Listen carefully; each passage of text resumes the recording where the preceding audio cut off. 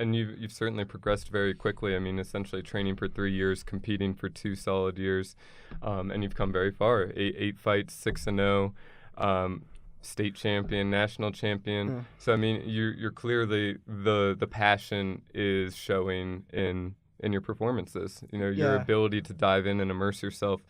3 years and having 8 fights is significant. Yeah. So I mean, is it just passion that's driving you? What do you feel like drives you deep down to show up every day and go through this grind that's admittedly difficult? You know, it's hard. Like, it might be fun afterward, it might feel good after, but it's hard in the moment. Yeah, for sure. You know, I thought you might ask that question. I was thinking, like, oh man, like, what does drive me to, like, go in there and be there and be in there every day? And you know, I definitely say, you know, helping my teammates prepare and the sense of community that I feel over there at Easton, for sure. It's something that, you know, a couple times I've, you know, forgotten about, and then my coaches remind me, you know, like, this is your family. You need to treat it that way. And I think that's definitely one of the driving factors. And the other thing is just, you know, birds fly, fish swim, and I do this. So, you know, as BJ Penn once said. So that's awesome. You know. Cool.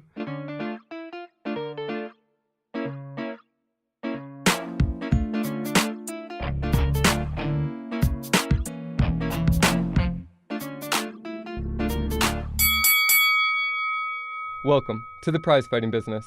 I'm your host, Daniel Caycedo, and today my guest is Nak Muay and amateur national Muay Thai champion, Joe Nitura. Joe has 8 fights overall, including 2 smokers and a perfect 6-0 record in sanctioned competition. He's the former 2018 Colorado State Muay Thai champion and now the new 2019 TBA's National Muay Thai Tournament champion in the B class at 132 pounds. He credits his strong performances to the great coaches and team he has around him in Boulder, Colorado at Easton Training Center. He sat down with me to have a conversation about his most recent performance at the TBA National Muay Thai Tournament, his approach to training and nutrition, as well as his martial arts journey up to this point. So let's dive into my conversation with Nak Muay, Joe Nitura. Joe, thank you very much for joining me. Thanks for having me, man. I appreciate it. Absolutely, and you are fresh off of a big win at the TBA National Tournament, so how do you feel after fighting 2 times in one weekend? Oh, I feel awesome, man. It's kind of this really surreal experience because right after I won, the ref stopped the fight, and I walked over to Sean, and the first thing I said is, we did it, you know? Yeah. This whole camp has been we. It's never been me. It's never been Mari. It's never been Pedro. It's never been, this person. It's been us. So yeah. I don't ever really take credit for any of that stuff because it was a team. It was a team effort for all of us to bring those 3 belts back for sure. So, sure. And you certainly put in the work, obviously. You have to be the person that fights in the ring and win, but you're speaking to the greater team environment that you have at Easton Muay Thai, and Sean Madden is the head coach there? Oh, yeah, 100%. And all of my coaches, you know, I spent hours upon hours with Steve, with Dan, all getting me ready for the fight. So, I mean, I really don't ever feel like I completely disassociated myself from the outcomes that followed those wins, you know, because I was just there to prove that I had the best team and the best coaches at the tournament. And you know, I said that and I believe it. We did it. Yeah. We did it for sure. And you guys do have an incredible, or you had an incredible turnout, sending 7 people to the tournament, 3 coming back with championship belts. Mm-hmm. 1 in A class, 1 in B class, mm-hmm. 1 in C class. So that is, it's a great performance, and it does, show testament to your team's ability and the cohesiveness you guys clearly have. So you mentioned that you were working with a few coaches there, Dan Wilson, Steve Eisman, who's been on the show before, and Sean Madden. What does that look like? I mean, are you balancing time between them? Are they holding pads for you, or how do you structure your training schedule for a tournament like this? So I try and get as much one-on-one time with whatever coach it is. Danny was the one who had the most open schedule, and he's the one who I've kind of worked with the most. So he was already like, okay, on Monday, Wednesday, you're coming in with me, and then on Tuesday and maybe Thursday you'll get pads with either Sean or Steve. Oh, neat. And then we went from there. So You're yeah. getting different looks too with this one-on-one time. So are they helping you develop in different areas, or are you guys kind of concentrated on certain skill set that you're working for this tournament specifically? Yeah. So I mean, Sean kind of structured out, what we were looking at, just as far as what techniques we were trying to utilize, what setups we were trying to do. So he kind of created the game plan, and even right before my fights, he said, okay, this is the game plan, and this is what you need to do. Cool. You better follow it. And yeah. I mean, it's just a true testament to my coaches, man. My coaches are the best in the world for sure. So yeah. But I had created a Facebook Messenger thing, and I called it Joey's Corner, and I would record every single pad session, so that way everybody in my camp knew what was going on. From the sparring sessions to the pad sessions.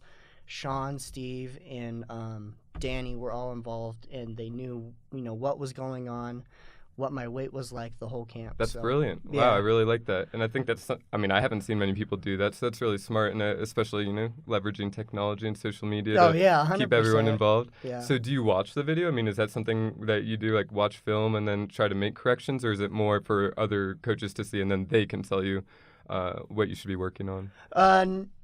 It was definitely for them to make sure that the whole, team was in the loop as far as what was going on and what was being taught. But I mean, I utilized it in so many different ways to where it was like, not only can I, take this training session, but I have it 100% of the time. I can just access it whenever I want. So, I mean, I never had to think about, what did we do last week? Right. I have it there at the palm of my hand. So it is kind of funny how you do tend to forget, like, maybe your consistency or what you've been working on over the past month when it starts to blur together and you're there every day grinding in and out and focused on this tournament. So 100%. Like I feel like boxing week comes up, and then you'll do boxing week for maybe 1 or 2 weeks, and then you forget how to throw your left kick. You're like, how'd I do that? Very true. So, I mean, it sounds like it worked for you well. Do you plan to kind of utilize this strategy into the future? Yeah, 100%. I think it just gave everybody a clear outline of, what was going on through the fight camp. And even as far as the weight cut went, all the coaches knew where my weight was at the whole camp. So wow, yeah. Another part that maybe people forget about, but not only that you have to hold yourself accountable, but sometimes it is helpful having other people hold you accountable with the diet and the food and making sure you're on weight. Yeah, 100%. Don't hold me accountable right now, for sure. Like, I've been eating so bad lately. Yeah. What was the first thing you chose to eat when you returned home from the tournament? Okay, so the first thing I chose to eat after the fight was actually called this place. It was called the Zombie Burger. Oh, really? And I've heard about this place for like the past 2 years. I've been at Easton. It's like a tradition that they always go to Zombie Burger or whatever. And I literally got this burger. It's 1 patty, 2 patty, 3 patty, bacon and cheese in between, on top macaroni and cheese, and then the buns. Fried macaroni and cheese as the buns, and then I had a milkshake on top of that. So you can just phenomenal. Yeah. You can imagine my stomach after I ate that. It was well deserved, but my stomach was hurting after. It's definitely not used to it from the fight camp. No, 100% not. So how much time do you take off after? I mean, just to give people some context, I mean, the TBA's National Muay Thai Tournament. It's over 3 days. You have to weigh in twice. You won this at 136 pounds? So 127 to 132. 132, I'm sorry. So you won the B class 132-pound championship, had to weigh in twice, had to fight twice in one weekend. I mean, what is the toll that takes on your body? How do you feel coming out of that, like, Monday, Tuesday? Out of Monday, Tuesday? Oh, I didn't really feel too sore or anything. I think my stomach for sure had some readjusting to do, just as far as, the weight cut and eating baby food for a little bit and then being able to gorge and then, I have to weigh in again. So, my stomach took a toll. But other than that, I mean, my body feels fine. I'll probably go back to training here pretty soon. So, cool. Yeah. What about mentally? I mean, what does it feel? You prepare this long period of time for this tournament. You have your first fight. I believe your first fight went to a decision. And then the second fight, you get a finish. And I mean, what are you thinking going into that second fight? Do you feel like, are you fatigued? Are you mentally drained? Or are you feeling like, I'm going to go win this championship? I already won the first fight. Let's go. No, I had this smirk on my face all weekend, and my dad was like, "Oh, you remind me of Evander Holyfield because Evander Holyfield used to smile when he warmed up," and I had put myself in such like a calm state before every single fight, and knowing that I did everything that I could, Yeah. and I had all of the right pieces in place to go out and do what I needed to do. So, I mean, mentally, I mean, it was the smoothest I've ever felt in any tournament, fight, what have you. So, That's great. Yeah. That's great. And have you felt progression through that? Like, do you feel like each fight mentally you're calmer and emotionally you're calmer? Or is it something like this tournament you just felt good and everything clicked? No, I think I felt a little bit of it when I fought a little over a year ago in Minnesota, and it's this kind of like mantra that we talk about, me, Danny, and Steve, is my hardest fights are always Saturday sparring, at Easton, because I train with the best people, I have the best coaches around me, and I get my butt whooped every single day in sparring so that when the lights come on or whenever I have to fight, my best is there. I've already been beaten up by the best in the world, the best in the state here in Colorado, so I'm not worried about it. Yeah, it gives you that extra level of confidence. Oh, 100%. I have a great team. Yeah, and so now you are 6-0, 8 fights overall, 2 smokers, 6-0 in sanctioned competition. Yeah. So what do you view as next for you? For sure, I definitely want to probably compete in USMTOs next year. As far as, fights go for the rest of the year, that's something I have to talk with Sean and Steve and Danny about, whether, I want to fight again this year or whether I want to do some stuff in Jiu-Jitsu. My professor Shay over there at Easton, he's been kind of circling me like a lion saying, when are you going to come back to Jiu-Jitsu? When are you going to start competing in Jiu-Jitsu? So we'll definitely talk about it, but I let all of that stuff go to Sean and Steve and Danny, and really? I just march. Yeah, so you focus on the training, let the coaches kind of figure out your fight schedule or what might work, and then confirm with you. Yeah, nice. 100%. Very nice. Yeah. And do you feel like that's worked out for you so far in your career? Has that always been the case as far as like your first fight, them deciding, or when did that start? Oh, my goodness. Yeah, my first fight, I literally was about to go on a family vacation, and Tony said, "Hey, what's your weight?" And I said, it's like 127, 130. And he was like, "Cool, you're going to fight when you come back from vacation." All right. I said, "Oh, okay." So, and every time since, Tony Cummings, he's always been there like, "You're just going to fight. Yeah. You're going to fight, and that's it. Like, you don't have a choice." Yeah. So, and I just march. It's worked out. Yep, it's worked out. Yep, cool. I have good coaches for sure. So you are also, you won the Colorado State tournament last year? It was actually 2 years ago. So 2 years ago, and that was at the same weight class, 132, 127 to 132? Yeah. Okay. And so was this your first national tournament? You mentioned that you also fought in Minnesota? Yeah, so it's my first national tournament. The other fight that I had in Minnesota was just like it was called Mecca. Okay. And I think it's still sanctioned by the same kind of sanctioning body, because I saw some familiar faces at TBAs that were part of the Mecca card that I fought on as well. So, yeah. Cool. And, I mean, how many options do you have, or how many opportunities do you have to fight in a year in these national-type tournaments, or even locally? Like, what does the opportunity look like for Muay Thai in Colorado and the greater U.S.? As far as the Muay Thai scene in Colorado, it's definitely starting to pick up a little bit of steam, because my coach Tony has been appointed as part of the boxing commission, and he's starting to implement some of this stuff that is really going to take it to the next level, especially for Muay Thai.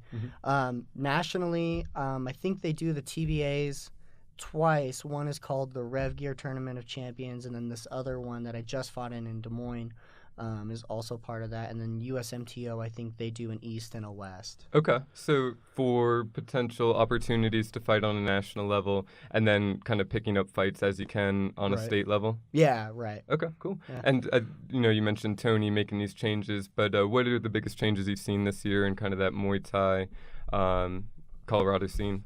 I think the implementation of elbows for sure is going to be a big thing. Knees for sure, because there were fights where I was like, you couldn't knee, so then you had to like utilize this like brawler style, which is not Muay Thai, and it's not why I love the sport, and it's not why any Muay Thai enthusiast loves the sport. Is Muay Thai isn't about brawling. Muay Thai is a beautiful sport when it's done right. Yeah. And I guess I'm confused why people don't love Muay Thai, because people like scream at the TV when they're watching UFC or any MMA, and they're like, "What? Well, just stand them up. Yep. I want to see them. I want to see them stand up." But then it's like, just watch Muay Thai. Yeah. Just watch Muay Thai. And it's like, I don't understand if it's a cultural thing or whatever, but. Yeah, I'm with you. I think Glory's the same way. It always 100%. blows my mind that Glory's not more popular, that they're not having more people, like when they came to Denver, Right. Half the arena's empty, and it blows my mind. Oh, 100%. Like, watch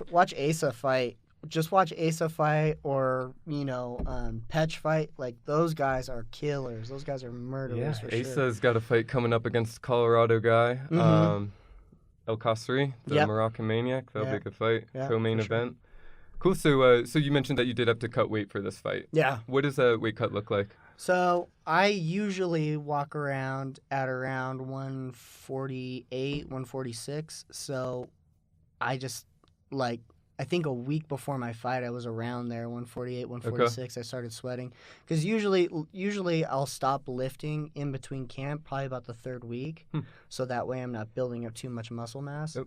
But I mean, since I was fighting at such a heavier weight, or since I was fighting in a different weight class this time, I told my coach, so I'm just gonna lift the entire camp, and he was like, "All right, sounds good to me." So, around 148. 2 weeks before I start cutting the carbs, and then I start the water loading process, and then Steve kind of helps me with the weight cut from there. So about 12 pounds. Oh wait, no, you're going 132. So you're about 14, 15 pounds over, just walking around. Cut out carbs about 2 weeks out. So where's your weight getting just from cutting carbs? Just cutting carbs, I was around like 140. Okay. Yeah, so it's dropping you 5-6 pounds. Yeah. And for sure the USMF roadwork program does a lot of that as well. So what does that look like for you as far as cardio or road work? So I hate running, as I'm sure almost all people do, except for like maybe David Goggins and then my coach Sean. Like, he just loves to run for whatever reason. Yeah. So I'll do the running program, but then I started, like, my knees started bugging out, so then I started to implement the rower instead, which I like because I was getting a cardio workout. Oh yeah, and less impact. And less impact on my knees. So. And your sport's already high impact. Oh right, yeah. Kicking and punching people in the face is very high impact. So does your weight cut generally look like that, about 2 weeks long, from kind of starting to really hone in the diet, right? Cutting carbs, water loading, and then making weight? Right, yeah, and I usually eat pretty clean. Okay. Not necessarily out of, like, wanting to be healthy, just because I'm lazy and I just, meal prep on Sunday. Yeah. So I don't have to worry about it the rest of the week. Nice. But what does meal prep look like? What would you eat on a normal week? On a normal week, Monday through Friday, it's raw eggs in the morning with some kefir. I don't know if you ever had kefir before. It's like the yogurt stuff? Oh my gosh, it is like if rotten milk and yogurt had a baby, that would be kefir. I think I sampled it once and I wasn't a fan. Yeah. If you sampled it once, you probably didn't have it again. But raw eggs, kefir in the morning, some blueberries or some type of fruit mid-afternoon, and then I'll have lunch, which is usually just like chicken and rice. Nice. And then dinner is some kind of protein with some carbs and then a lot of greens. That is very lean. So you're doing that outside of camp and inside of camp? Yeah, outside of camp and inside of camp. I always after a fight, like, I'm gonna, just pig out, blah, blah, blah. And it usually lasts like a week. Yeah. But then I stop and I go back and I'm like, I don't really want to look fat for the rest of the day. I hear it. It's for vanity too, sure, right? Of course, Gotta look good. Whatever it takes. Yeah. So let's say you're 2 days out from the fight and you've cut the carbs out 2 weeks ago. You lean on the diet, maybe not even eating the past couple days, water loading. Right. How heavy are we, like, a day, 2 days out? So I left Iowa around 138, and then we got to Iowa we drove. My dad and I drove, and we were about 136, 135. What's that drive look like? Are you cranky? Are you Oh, pleasant to be around? Or kind of wait? no, dude, all love goes to my dad for dealing with my cranky butt the whole drive. Because I drove for 3 hours, and then he drove for another 3, and he was like, I'm kind of tired. Like, can you drive? And I was like, I am so hungry and mad right now, but yes, I will drive. So yeah, it was a long drive for sure, and I was already hungry and tired. So yeah, it was a little bit of a rough drive. Not my favorite drive through Des Moines. Maybe next time will be a little bit different. Sure. So the day of the weigh-ins or the night before, are you having to go to a sauna? Are you able to just kind of pee it out because you water loaded enough? What does the last kind of the last part of the cut look like? So. Yeah, we got into around 136, 135, and then we did an alcohol bath. Okay. And that's how I cut last time in Minnesota, was an alcohol bath. I'm actually not familiar with that. Is that kind of similar to salt, where it's like just full immersion, no 100% humidity type idea? Yeah. So we do a green alcohol bath with Epsom salt. And it dries you out. Yeah, and it completely dries you out. Yeah, so, I mean, I can do, like, maybe one round of the alcohol bath, and then I'm just, like, so spent after that. I believe it. So then, yeah, we'll do the green alcohol bath. My dad will wrap me in a burrito, or my dad or Tony or Sean or whoever will wrap me in a burrito, and then I just kind of sweat it out through, the sweatsuit, and then I get the wrap too. So does your dad normally come to the fights with you? No, so this was his first time Wow. ever being in any kind of fight environment ever. Wow. He was just like, I'm gonna be with you through every step. So he was with me through the USMF road workouts. He was hanging out with me then. He was, doing everything. Like, I literally was at graduation barbecues, and then I told my dad, hey, we need to go run, we need to walk across the street so I can do my workout, and he was there with me. That's awesome. Yeah, this was his first time, and we were cutting it pretty close on Thursday when we weighed in, because we had a time limit to meet. And we walked in the hotel room, and I started taking off all my clothes, getting the bath ready, and my dad's just kind of la-di-da, la-la-la. And I'm like, Dad, you don't understand how mad I am at you right now. You need to come in here and fix this bathtub and get me ready, because I have only an hour to cut this weight. So, he dealt with everything with a smile. And then, I think one of the funniest things was he saw me after I weighed in and I could finally eat. And he was like, oh, so there's your happy self again. I'm like, no, duh. No. So, hangry. Yeah. I mean, it's pretty impressive, though, that this is his first experience in fighting, and he's fully immersing himself, and he's with you every step of the way. I'm sure that can be hard to watch your son, cutting weight and preparing for battle. Yeah. We had this saying.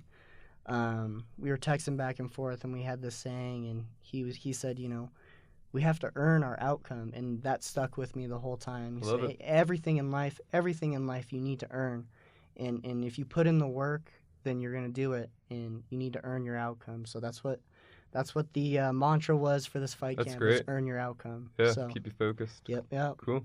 So you mentioned what you ate when you got home from the fight, after the fight, but what does it look like after weigh-ins? I mean, you just mentioned you're cutting a significant amount of weight. What are you drinking? What are you eating right after weigh-ins to re-nourish yourself, replenish yourself? So I usually do Pedialyte. I have this rice cake sandwich that I make.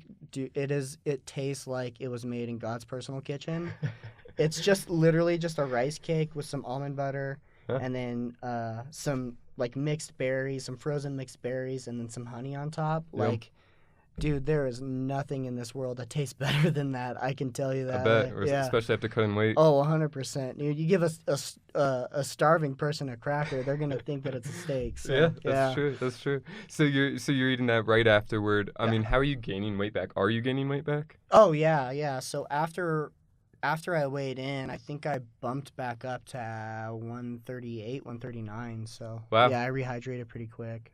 And then are you just drinking water, or do you you see a lot of MMA fighters, wrestlers go the Pedialyte route, trying to get those electrolytes. What does it look like for you? Yeah. Usually, so the first one is going to be a solution of water, sea salt, and then honey. Oh, wow. And then I'll sip on that, and then I'll do Pedialyte until I feel like I can start drinking water again. Wow, so you go all out with your preparation. I mean, Oh, you're intense. You know, I think some people, they'll go through the motions, they'll drink the Pedialyte, they'll drink the water, but I mean, you're taking a somewhat scientific approach to it. Yeah, for sure. I mean, it's all thanks to, my coaches. My coaches outlined me with, how I need to be rehydrating myself, how I need to replenish my body, because I don't want to put all of that work in, and I don't want my team to have put all that work in for me to feel like crap in the ring because I ate too crappy before after I weighed in. So. Wow, that's a great point, and we've had people in the past on this show talk about how they've made a mistake previously about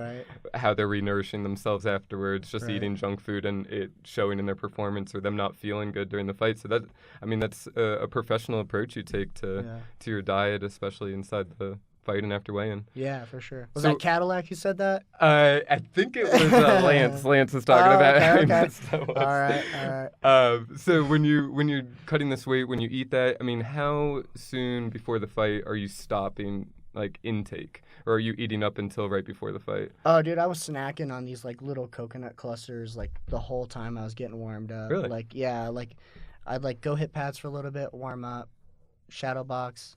And then just like be constantly just eating a little bit.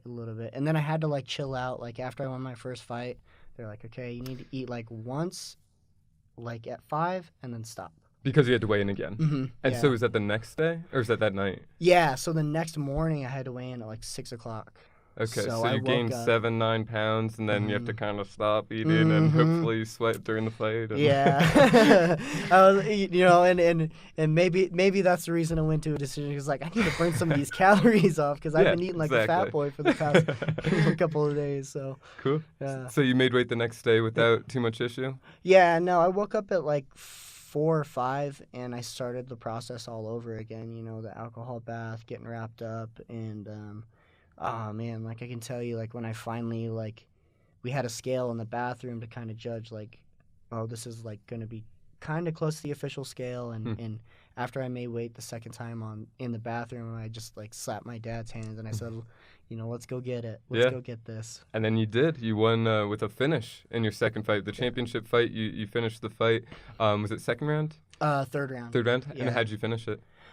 So I finished it via knees, but I had hit him with an uppercut like right before that to give him a standing 8 count. Nice. And after the standing 8 count, then it was just pedal to the metal. We're gonna go get this. And, so knees and then an elbow afterwards, and the ref stopped the fight. You felt like you saw the opportunity there to get that finish after hurting him. Oh yeah, like my coaches were like, "You need to go. You need to go now." So how'd you feel then? Like, were you excited? Were you tired? Were you pushing through? After a standing 8 count. I mean, what's going through your head when you're standing in your corner and your coaches are saying, "Hey, you need to go. You need to finish this fight." What are you thinking? I'm thinking we need to go. We need to go. Yeah, it's there's no question. I never question my coaches. Cool. It's we need to go. I don't care how tired I am. I had posted something on Facebook about something that happened in training camp. One of my teammates, Kaya, she lost out on an opportunity to go and do this, and all I could think about was, if Kaya was in the ring, she'd be doing it. Yeah. So I needed to make sure that we did it, and we did it in emphatic fashion. So that's awesome. We did it. We Very did it cool. for sure. And so you mentioned that you were working with a few different coaches. Mm-hmm. I know Tony hasn't been able to be with the team quite as much because of his obligations with the commission. Right. So who was in your corner for this fight or for these tournament fights?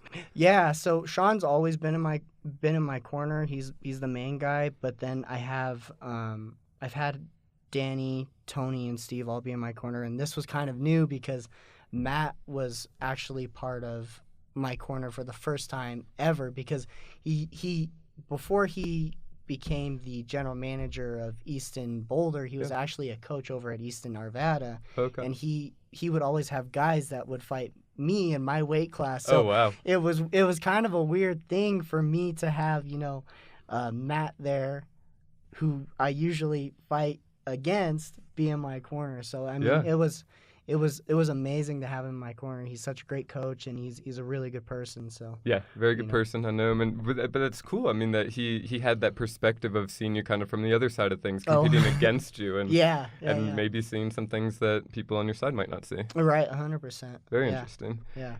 So you're training for this fight. How long is fight camp for a tournament like this? So it was about 6 weeks. Okay. Yeah, 6 weeks for sure. Like I had not really been training too hard. I think I was kind of just going through the motions, and I didn't have really anything on the books, and my coaches hadn't talked to me about like, hey, do you want to go fight or blah blah blah. So, I'd been taking it pretty lax, and then one night Sean walked up to me. He said, "You're gonna do TBAs, right?"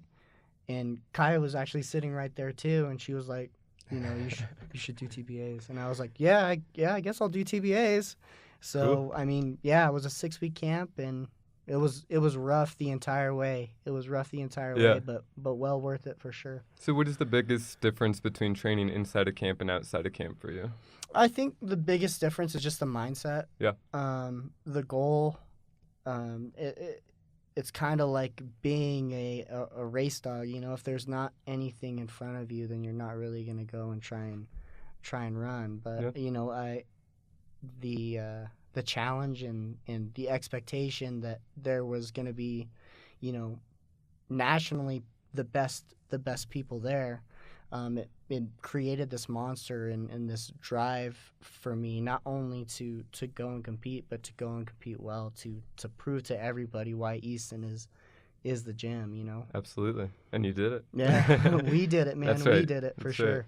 Right. So outside of camp, just maybe not as much intensity. There's no goal to focus on other than just generally refining your skills. And you mentioned that you did kind of work on certain aspects of your game in camp. Do you focus on any certain skill development in a certain area outside of camp, or how do you decide what you're working on day to day? I really just go with the curriculum that's taught at Easton. I always take every single class. Just the general class? Yeah, just the everybody. General cool. class. Cool. Yeah. So, and then if there's stuff we work on, for fight team, competition team stuff, then obviously that's stuff I work on. But, I'm always trying to get better at my defense because I have this bad habit of catching punches with my face. So, yeah, defense. I mean, there's always stuff to work on. It's a never-ending game. There's never like, oh well, I'm good at this and this. It's like when you start getting good at something else, then something else falls off. So it's that upkeep of trying to not lose what you're gaining while learning new things. So yeah. So you mentioned you follow the curriculum, you take the group classes, you have the competition team training. So what does a normal week of training look like for you? So a normal week of training, I implement a lot of weightlifting. So Monday I'll go ahead and weightlift. Tuesday I'll take class and then do competition class. Wednesday will be another lift day.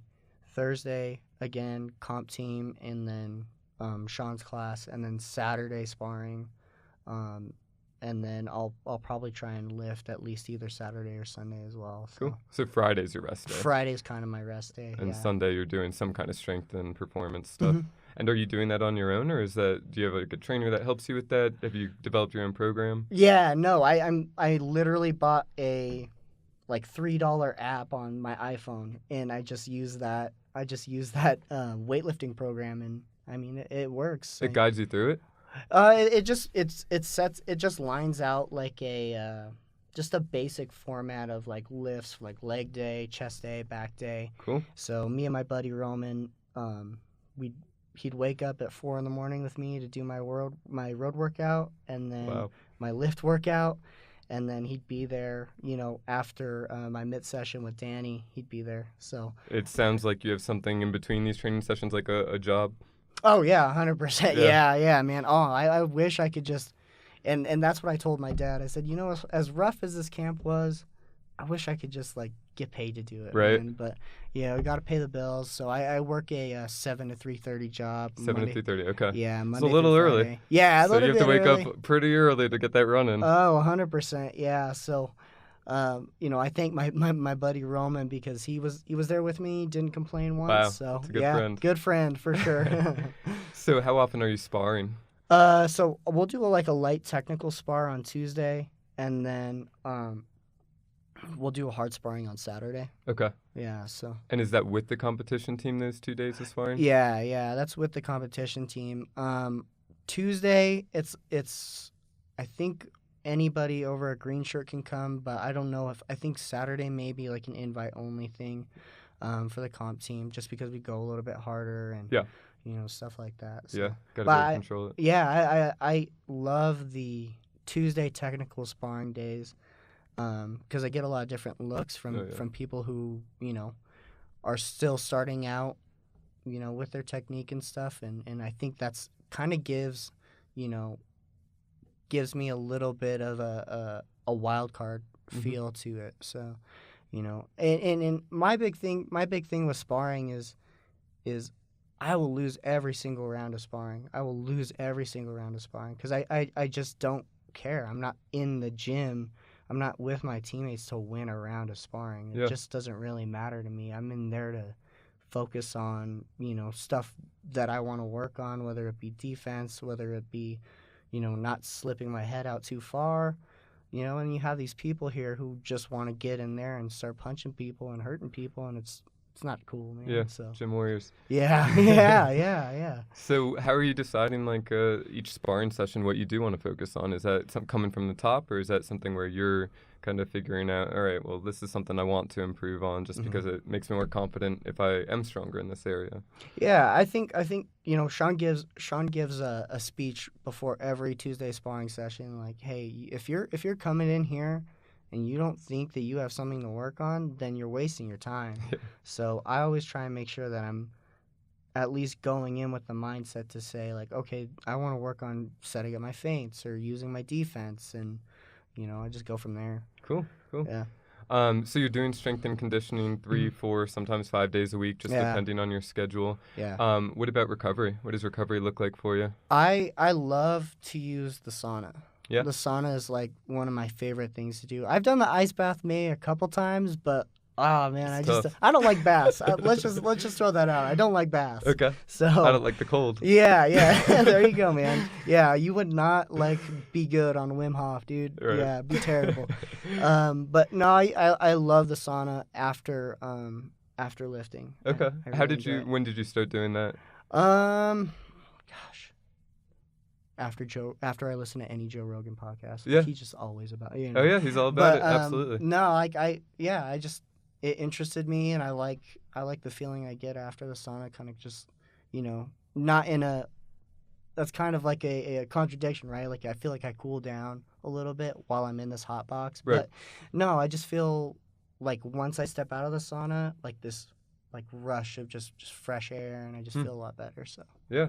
Did you do anything prior to utilizing the sauna? Like, have you tried other recovery techniques, or is this just one you found and it worked, so you stuck with it? No, yeah. I mean, I wouldn't say that like I'm this expert in recovery, but I tried the sauna and I enjoyed it. I didn't really use anything else, and then CBD was actually a big help this camp too. So are you rubbing it on? Or are you taking it orally? Yeah, taking it orally. Okay. Yeah, it was a big help this camp for cool. sure. So and you just feel like it relaxes you, or it actually helps with the pain? It relaxes me because I just can't shut my brain off sometimes. Yep. So yeah, I feel it.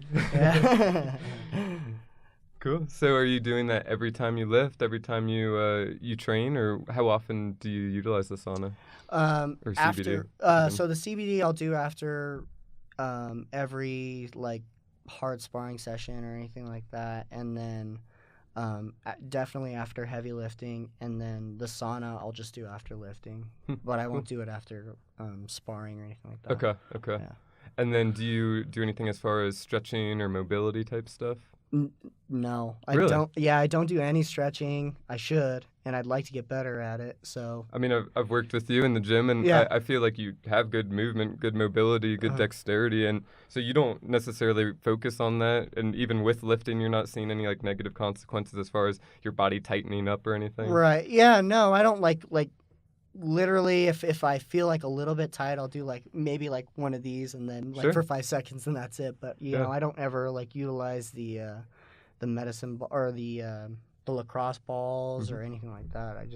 I'd like to get better at it. I just feel like I would get over to that equipment and just make myself look like an idiot. So Sure. yeah, I'd be like, what is that guy doing with those bands? They don't go that way, you know. Wow, so I mean, it just blows my mind that you can head kick somebody with that stretch. Oh That's no, good. it's got to be a short person for me to head kick him. And that's actually a good point. I mean, so at 132, are you facing people that are taller than you? Are you facing people in Muay Thai that are like very skinny and tall, or are people generally built like you? I mean, you're bigger for your size, in my opinion, as far as muscular build. What do the people you're fighting generally look like? So my last couple of opponents, minus the person that I fought from Valor, because he was actually pretty tall and lanky, but the other opponents that I fought have really been kind of short and stocky. So a little bit more like up here, shoulder mass. Sure. So. Do you feel like you have a good amount of power in your weight class? Yeah, I would think so. I mean, I couldn't tell. I wouldn't be You've able never to been tell hit by you. Yeah, I've never been hit by me. Right, exactly. Yeah, so I couldn't tell you for sure, but. But I mean, you don't feel like you're going out there and getting outpowered necessarily by your No. opponents because they're short and stocky. Like you're Right. you're not having any issue there with that. No, I don't feel like I don't feel like I can't hold my own with power. That's Yeah. for sure. So. Yeah. Cool. And I mean, what are you focused on in the fight? I know that you talk about how your coaches have a general game plan. I mean, are you thinking this is what I want to implement first round, second round, third round, or do you just try to clear your mind, go out there and listen to the corner? I listen to the corner. Yeah. You know, I have to listen to them, because if I decide what I'm gonna do, then I'm just gonna make myself look like a fool. So I'm always like just listening to Sean, Yeah. and he's saying, "Oh, do this, do that, do this, do that." So you know, I follow Sean's game plan, and that's it. And you hear his voice pretty well in your corner? Yeah. You would think you would think that you can't hear like too well with that headgear on, Right. but I And mean, the crowd? yeah, Sean's voice is very distinct. Sure. You know, and you know he's a very loud person during the fight, anyways. So, you know, Yeah. but So you talked about how when your dad was there and you guys were talking about how it would be nice if you could focus on this full time and not necessarily have to worry about going to a day job when you're cutting weight 2 weeks out. right, But it is a necessary part, and a lot of people in the U.S. are dealing with that as well, especially in a sport like Muay Thai. right, MMA, maybe when you make it to the UFC, you can focus full time, but it's not that realistic in Muay Thai right. at this point. So what do expenses look like with training? Obviously, you have your gym fee. Do you have to pay for privates, or have you kind of figured it out where, you know, you and your friends train together and exchange that pad holding idea? No, so I pay for privates. Cool. And I pay for privates. I pay for my gym membership. I pay for my other gym membership. Oh, right, weightlifting, yeah. Yeah. So, you know, and then as far as, you know, just the travel expenses, food, you know, other recovery stuff that I need to purchase for the fight camp. Like I spent like $50 on that weight cut stuff. And, Yeah. you know, it all adds up, but it's all worth it. Yeah. You know? Yeah, absolutely. Yeah. And one day, hopefully, you'll get paid to Yeah, fight. that'd be cool. That'd be cool. So you mentioned recovery and kind of supplements as well. Do you take any supplements on a regular basis or in fight camp? Yeah. So I usually just take like a whey protein, you know, just as a base protein. So I'll have like a snack of, you know, blueberries, and then I'll down a shake, and then for sure after you know fight camp, or not after fight camp, but after training or weightlifting, I'll do the whey protein, and then I'll just do like BCAAs and then a multivitamin. So you eat very clean, right? Outside of fight camp, and then during fight camp, you're talking about how intensity picks up. Do you feel that you're eating more during fight camp, even though you're trying to lose weight in the long run? Do you feel like you need to eat more just to keep up with the output, or are you able to maintain that same amount of eating, that same diet throughout fight camp? No, I think you know my diet's pretty honed in, and I don't ever feel like gassed. I feel like if anything, I'll eat maybe one more time before training, just so I have the energy to push me through those workouts. But other than that, no, not really. Cool. And how did you find this diet? I mean, how did you kind of hone in? In my opinion, that's a very lean diet, right? There's no bread, there's no simple carbs in there. The carbs are coming from your fruits and vegetables. So how did you develop this? I mean, when did you start eating this way? I'd say probably 2-3 years ago. I just decided, like, I want to eat stuff that's healthy. I don't want to keep going out. I don't want to keep going out and eating for lunch, and it gets expensive for sure. Yeah, especially in Colorado, like everything's like $15. If you're prepping, right. $3 to $5. Yeah. So, and I didn't ever like. I honestly just watched a YouTube diet or a YouTube video on like, oh, this is what you should be eating if you want to gain weight, because for the longest time I could never gain weight. Like the first time I stepped into Easton, I was like maybe 122. Yeah. And I just had a hard time gaining weight, so I was like, I need something that's going to be able to help me gain weight even though I'm working out so hard. So, lean chicken rice, kind of that like bodybuilder type diet for sure. So. And during your fight camps, do you feel like you have this desire to like eat something bad now and then because you're pushing so hard, or do you find it kind of easy to stick with that diet? No, I don't ever find it very hard to stick to a diet. I think on the weekends is where I may bend a little bit, like, and even outside of fight camp, like I'll definitely go have a pizza or, eat a chocolate chip cookie. Like those are my like go-tos for sure. Yeah. But, I don't ever feel like I can't control myself, unless it's like after a weigh-in, then maybe I can control myself. Cool.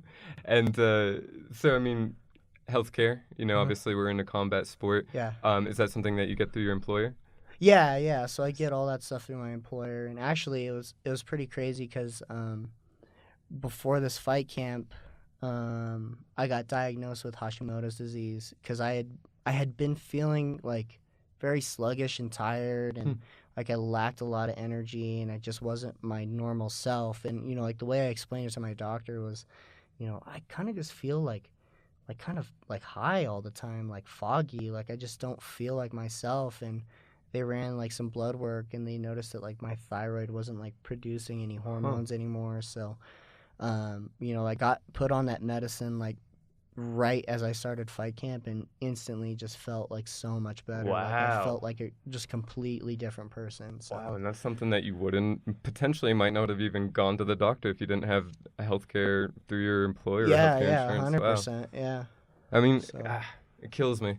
MMA, a lot of the guys can't do a full-time job if they really want to focus on training, just because there's a whole nother aspect. You have to learn grappling too. Right? You can only have so many hours in the day. So, yeah, I mean, it is interesting seeing the difference between having healthcare and not, and what you would go talk to the doctor about. You might not go there if you're just feeling sluggish. You might just write it off to, oh, I'm training hard, and that's just how I feel now. Yeah, and that's how I handled it for like the past 2 years. Is like, oh, this is just how I feel, and whatever, I'll just go. So what made you go in?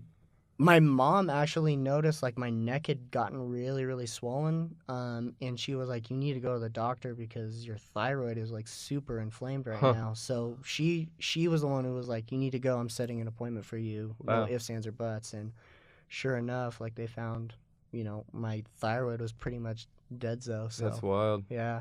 Do your parents live in Colorado? Yeah. So I was raised up in Brighton, Colorado, and my mom and my dad live like 10 minutes apart from each other. So cool.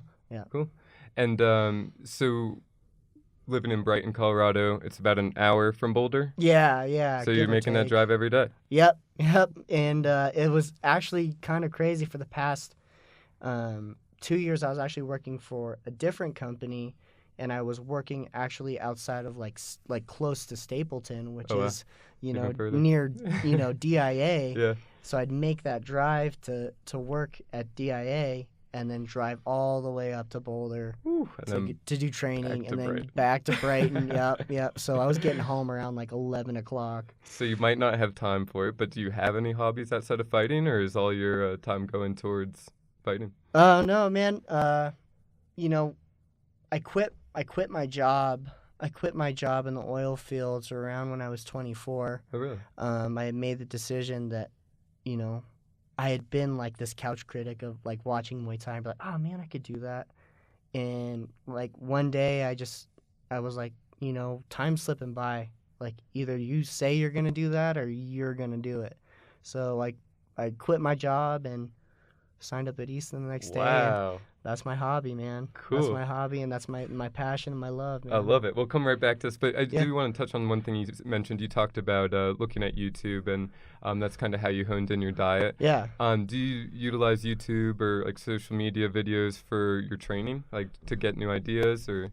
Oh, watch other 100%. people? Yeah, I'm a frequent viewer of Onion Topich. Yep. He's like my favorite fighter. I love watching. He just like puts up his pad rounds all the time. Yeah, he's got a great Instagram. Yeah, his Instagram is fire for sure. And you know, that's my big brother. He came out to Colorado like a year ago, and I just hit it off with him. He's a cool dude for Cool. sure. So, but yeah, I watch Topich's videos. I'll watch Marvin Madariaga. Oh, I'm not familiar. Yeah, Mad Lion Marvin. Okay, I'll check him out. Yeah, he's a monster. That's my big bro too. Cool. And then yeah, I'll just watch their videos. Manchai for sure, Sanchai, all those guys. You know, I have a very like photographic memory, so I love to watch those videos, even just for fun, because I like pad porn. Yeah, Yeah. me too. Yeah, for sure. And Manchai and Sanchai, they're at Yokow Gym. Is that how you say it? I don't know. Yeah. But I saw that they just announced they're gonna do like a van tour across the United States with Spencer and Sanchai. No That'd be sick. way. I told them to stop in Colorado. Yeah, they should. They should.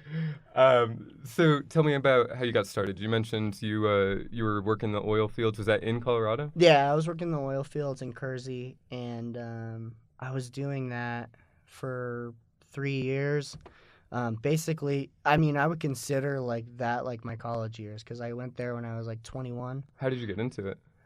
Just through an ex-girlfriend. Her dad was like working in the oil fields, and he was like, "Do you want a like really good paying job?" Yeah. And I was like, "Well, I'm not going to school, so yeah, I guess I'll do it." I mean, yeah. it's a great paying job. Oh, 100%. And at that time, like, it was just booming. So I Yeah. was just making like money on money. You know, I didn't have any life, and I was driving, you know, 4 hours to go out to the oil fields and work out there. But, you know, I had a lot of money. Yeah. So Yeah. what made you decide that you don't want to do that? Mushrooms, man. Yeah? Mushrooms. Yeah. I had done like a little mushroom trip, and I don't know. I decided like one day, like, that's it, man. You're gonna do this. So I did, and then signed up at Easton. So, I mean, it gives you a little bit of empowerment, you know, just the idea that you're going to control your destiny more. Is that the idea? Yeah, dude. It was just like that. Time is slipping away. You know, time is the most valuable thing, you know, that any of us have on this planet. You know, you give somebody your time. That's important. Absolutely. And it's not something to take for granted or to waste. So, Yeah. you know, I didn't want to waste any more of my time, like, doing a job that, I mean, I really didn't love working in the oil fields. I don't think anybody loves working in the oil fields. They just love the money. Yep. But, you know. Yeah. So how old are you now? I'm 27. So it's 3 years. You've had 8 Muay Thai fights. So Yeah. how long was it when you first started training until your first fight? I think I had been training for about a year. So It's a relatively quick turnaround. yeah. I mean, a year. Yeah. So I had signed up at Easton, and I swear it took forever for me to get my white shirt. Like I felt, you know, like I don't know how many more of Terrence's classes I can take. He's so His are you know, intense. Those kickboxing oh, classes. dude, yeah. If you want to die, please go to Terrence Moore's class, kickboxing at Easton for sure. You know, he'll give you the work. How did you decide on Easton originally? So my favorite MMA fighter is TJ Dillashaw. Yeah. And at the time, he had been with Elevation Fight Team, and they were based out of, you know, Easton Training Right. Center. So that was the main drive. I was like, oh man, I'm gonna be like TJ Dillashaw, Yeah. and I'm gonna do this and that and the other, and blah blah blah. And then I walked into Easton, and I took, you know, Terrence's class, and then I finally got my green shirt, and like Sean is primarily Muay Thai. So he was like, we're not doing any of that TJ Dillashaw stuff here. We're doing Muay Thai. And I'm going to show you how to do Muay Thai. it. Yeah. And I'm going to show you how to do it. And I fell in love, man. I fell in love with the sport, the culture, everything. You know, it's a sport based upon respect and no trash talking, and it's all about family and you know, I love being there, man. That's my happy place for sure. So yeah, and you've certainly progressed very quickly. I mean, essentially training for 3 years, competing for 2 solid years, and you've come very far. Eight fights, 6-0. State champion, national champion. So I mean, you're clearly the passion is showing in your performances. You know, your ability to dive in and immerse yourself. 3 years and having 8 fights is significant. Yeah. So I mean, is it just passion that's driving you? What do you feel like drives you deep down to show up every day and go through this grind that's admittedly difficult? You know, it's hard. Like, it might be fun afterward, it might feel good after, but it's hard in the moment. Yeah, for sure. You know, I thought you might ask that question. I was thinking like, oh man, like what does drive me to like go in there and be there and be in there every day? And, you know, I definitely say, you know, helping my teammates prepare and the sense of community that I feel over there at Easton, for sure. It's something that, you know, a couple times I've, you know, forgotten about, and then my coaches remind me, you know, like, this is your family. You need to treat it that way. And I think that's definitely one of the driving factors. And the other thing is just, you know, birds fly, fish swim, and I do this. So, you know, as BJ Penn once said. So that's awesome. You know, cool. So what would you say the biggest challenge in this 2-year period of competing, the biggest challenge you faced has been? The biggest challenge I faced, sparring all my coaches. They beat the crap out of me. I think, just being able to stay motivated even when I don't want to be in the gym. But then, you know, I remind myself, you know, that I've got my teammates that still need work and they've got fights coming up. So being, you know, like I said before, time is a valuable thing, you know, and those people are worth my time for sure. So I need to make sure that I'm at my best when I walk into that door. So yeah. Focused, ready to go. Yes, sir. So if you can think back to your first time competing, was it a smoker, your first fight? Yeah, my first fight was an Easton in-house smoker. Okay. Yeah. So if you can think back to that, and maybe this is more applicable to your first sanctioned fight, but do you remember what you were thinking after getting that win or after that fight? Were you like, I'm sold, this is it, I'm doing it, I'm chasing it, or did you have second thoughts, doubts? So I'd probably say after my first smoker, I was just hooked. I was hooked for sure. And then after my first real fight, I was like, oh yeah, I'm for sure hooked now. Like, just the jitters, and then the excitement afterwards. I mean, it's addicting for sure. So yeah, not many feelings like it. Yeah, no, 100% not. No, nothing like it. So when you first started fighting and you became addicted, I mean, how often are you fighting to get 8 fights in 2 years? So the first few fights went actually pretty quick. Like, they were one after the other. Like, I did the summer smoker, and then I did the winter smoker, and then right after that was my first sanctioned fight, all within like the course of 6 months. Oh, cool. And then I did the state tournament like right after that. So a lot of the bulk of my fights were really like one after the other. Mm-hmm. You know, so Do you like that? Do you like fighting often? Yeah, I mean, I liked it, and then I kind of got burnt out a little bit, and I took some time off, and then I had that fight in Minnesota, and then I took some major time off, like a year and a half, and then yeah. So I mean, either way, I don't mind fighting often, but I need some time to recoup for sure after this one. So. Yeah. So are you working on skills in fight camp, like developing new skills, or is it more just honing what you already know and what you already do well?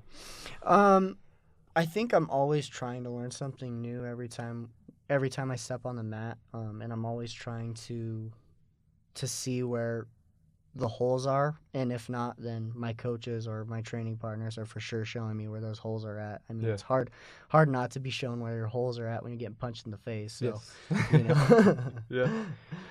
So thinking back to the beginning of your career, your first fight, what were your goals at that time? I mean, when you walk in the door at Easton or a year in and you're having your first smoker, what are your goals? What's going through your head as far as the future of Joe Nitura at that time? Oh yeah, like I feel like it's every single kid, and I'll put this out for just males at this point because I don't know a lot of females, but every single male like walks in there's like, oh man, I'm gonna be champion of the UFC, like I'm gonna do this, I'm gonna do that, and I'm gonna be in the UFC, this, that, and the other. So I was probably part of that that crew for sure. And then, I just went with the flow, and it's easy to think like big picture, but if you don't think small picture for a little bit and work about like, oh man, your kick looks like crap, or you didn't even make it through like a kickboxing without being gassed, like, working on those little goals first to achieve like big goals is how I kind of approach things. Cool. For sure. That's smart. That's smart. Control what you can control in that moment. Oh, 100%. Yeah, I don't know. I can't even like think back to like how much I wanted, like what I wanted to do. I just was like, oh man, I want to like be in the UFC, and it's like, I don't even know if I even want to do that anymore. Like, well, at that time, you don't even know enough about the sport to know what your goals truly should be. 100%. Yeah. As soon as you leave that first kickboxing class, you're like, maybe I should not be here. Definitely. Yeah. That brings up a good question. I mean, when did you start feeling comfortable? When did you start feeling like, I belong here and I can compete with the best, or at least, with people that are around my level? I don't think I ever felt like that. I felt like, when Tony asked me to stay for sparring one night, I was like, oh, okay, well, at least, he at least sees some sort of technique in me. Now, I don't know if he was just like, hey, there's a body right there. He's walking by. Tell him to stay so Danny can beat him up. But that was for sure exciting when I got my first invite, because at the time when I was at Easton, it was like Tony had to approve you, and if he didn't approve you, or it didn't matter how good you looked on the back, you're not coming to sparring. So, it was a big day for me to be able to get beat up by everybody. Yeah, absolutely. So, and you've invested a lot of time in this, a lot of effort, a lot of blood, sweat, and tears. What do you think the biggest investment you've made into your career has been, whether it be nutritionally or skill-based or training-wise? I think my biggest investment has been probably skill-based for sure. Just trying to perfect imperfections, working on developing a all-around game just as far as Muay Thai goes, and then trying out Jujitsu, stuff like that. It's all been just learning different stuff for sure. Yeah, so investing in being well-rounded, essentially. Yeah, essentially, yeah. Cool. So you mentioned your goals, were a little maybe broad at the beginning of the career. Yeah. How do you feel like they've changed over time? What are your goals now for your career? My goals now, I think, are a little bit more... I think they're a little bit more... They're not as broad for sure, because I don't necessarily know if I even want to do MMA or do that thing that I wanted to do when I walked in 3 years ago. Like maybe I just want to do Muay Thai as a single sport. Maybe I want to do Jiu-Jitsu as a single sport, and then just accomplish little mini goals within those two sports. And then I was actually watching your interview with Bailey the other day, and I was like, I wonder if I could do boxing. That'd be fun. Well, you see it. You see a lot of these guys. Dustin Jacoby, he's fighting for the King of Sparta this weekend. Oh, okay. He's a Glory veteran, Bellator veteran. I mean, it is interesting, seeing these guys try different aspects of martial arts and a lot of times succeeding. You can translate the Muay Thai to boxing as long as you have the time to put in to refine the skills. So Right. it really is only limited to your imagination and your desires. Right. Yeah. She's crazy too because she'll go and beat some girl up and then do an interview afterwards like it's nothing. Yeah, So the Baylor's a props to beast. her. Yeah. She's a monster. I train with her all the time. So she's a cool chick for sure. Yeah. So you're very, I mean, still young in your career, but very accomplished already. 8-0 or 6-0, 8 fights. So, if you could think back to maybe something that would have been helpful at the beginning of your career, or a tip you would give a young fighter, what would that be? I'd say have fun, and develop a passion for not only like, and this is for Muay Thai. Develop a passion not only for the sport, but develop a passion for the culture around it, because then it enriches your experience so much more. Like a lot of this, I think a lot of the issues with Muay Thai is the culture is like people like see the music and they see the dance before the Ram Muay before and they're like all bugged out, but you know.